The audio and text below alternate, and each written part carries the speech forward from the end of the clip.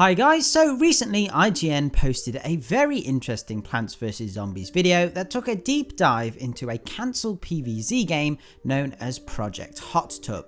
Now, this isn't the first time we've heard about this mysterious project. Those of you who have been with the channel for a while may remember a video I did back in April 2021 that talked about an unfinished PvZ action-adventure game. It turns out that Project HOTUB was exactly that. At the time we saw some interesting screenshots from behind the scenes, but through IGN's investigation they discovered much more than that. According to their findings, Project HOTUB began development in 2015 with a team of 30 people and was set to release in 2017. During this time, EA's library of family-friendly single-player adventures was minimal, so PopCap were looking at filling this void. This was apparently a passion project from a team that aimed to create an action-adventure PvZ game that would tell the story of two siblings, Eddie and Tessa, battling their way through the zombie hordes in different time periods throughout history, accompanied of course by their fellow plant buddies. The time periods were to include the likes of Pirate Island, Wild West, Dark Ages and Far Future. So essentially the game was going to be Plants vs Zombies 2 if it was a third-person action-adventure game, which sounds pretty awesome. Taking on the format of an Uncharted game, the combat of Batman Arkham Knight, but combining it with the family-friendly vibes of Ratchet & Clank or Crash Bandicoot. Going off that description, this really sounded like PopCap were going to go full out on this game, no holding back apparently. Now, as well as the epic pieces of concept art that IGN's video featured, the most exciting part of this investigation is actual gameplay of this work-in-progress PvZ game. Project HOTUB had obviously been making quite a lot of progress. Initially, I thought this project only got to the artwork stages, but clearly there was much more than that. The team were basically putting together a vertical slice of the game that would be pitched in a presentation to EA executives. So here we can see how the combat system would work. Obviously it's third person, and essentially P-Shooter is the main damage dealer.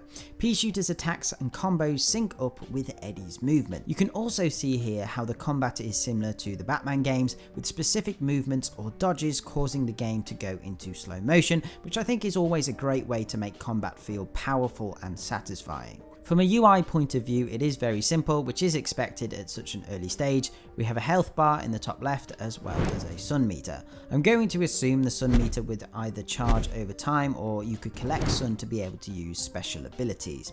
The special ability in this case looks like it could have been Torchwood related. Maybe you would even summon a Torchwood to aid you in battle. It also looked like plants could be used in a variety of different ways to traverse the environment. For example, we have P-Shooter who can act as a glider that Eddie can use to gracefully float through the air. But P-Shooter wasn't going to be the only plant you would team up with. There was also Chomper, who could be used as a grappling hook and had his own set of more powerful fighting moves. Then we had Sunflower, who looks the least complete in this footage, but she could act as a torch, providing light in caves and other dark places. Speaking of which, Tessa, the other main protagonist, was mainly going to be featured in the Dark Ages section of the game apparently. However, it would be Eddie we would be in control of for the majority.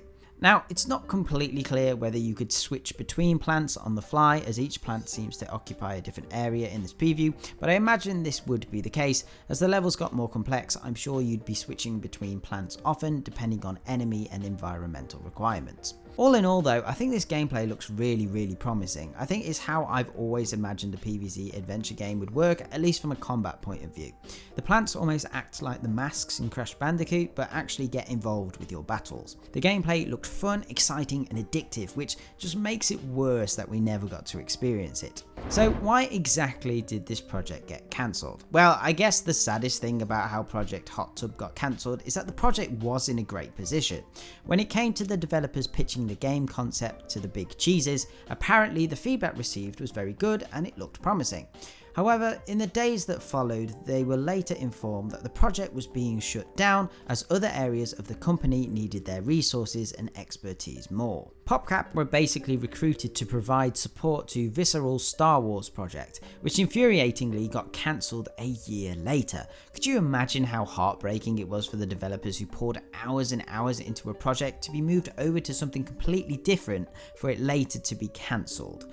After this decision was made, it left a lot of the original team teams scattered in various studios of Electronic Arts, making it difficult to pull another team together. Perhaps this is also a reason why we saw a lot of the shooter team leave over the course of Battle for Neighborville's development and in the last couple of years. It may also explain why BFN got released in the state that it did and why it felt so rushed and half-baked. There may also have been a lot of worry on the developers' minds during the creation of BFN. Not only was the project's budget likely not as large, but perhaps they didn't want to create something too ambitious as a precaution in case the project got shut down.